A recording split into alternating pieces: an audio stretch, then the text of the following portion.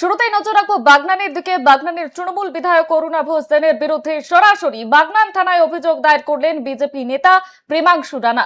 আর এই ঘটনাকে কেন্দ্র করে শুক্রবার সকাল থেকেই স্থানীয় রাজনৈতিক এবং প্রশাসনিক মহলে ব্যাপক চাঞ্চল্য ছড়িয়েছে।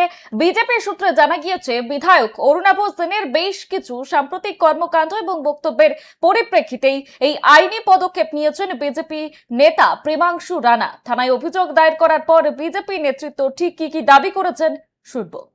আজ আমরা বাগনান থানাতে এসেছি। ঠিক ভোটের কয়েকটা দিন আগে এখানে রাজা সেন বিজেপির কর্মী সমর্থক এবং নেতৃত্বদের নিয়ে বেশ কিছু কুৎসিত কথা বলেছিলেন 4 তারিখে তৃণমূল ক্ষমতায় আসার পর আমি কারো কথা শুনবো না, প্রত্যেকের ঘর ভেঙে আগুন জ্বলিয়ে দেবো আর প্রত্যেককে মাটিতে পুঁতে দেবো। এই কুৎসিততার ভাষায় গোটা এলাকা এবং গোটা হাওড়া জেলা এবং পশ্চিমবঙ্গের লোক দেখেছে।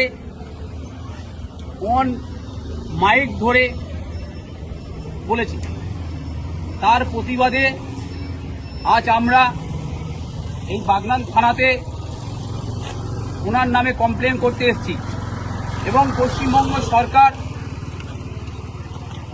আইনের শাসন দেখেন, আইন মারফত যেন ওর বিরুদ্ধে কড়া স্টেপ নেওয়া হয়। এই বলে আমি আমার ছোট্ট বক্তব্য শেষ করলাম।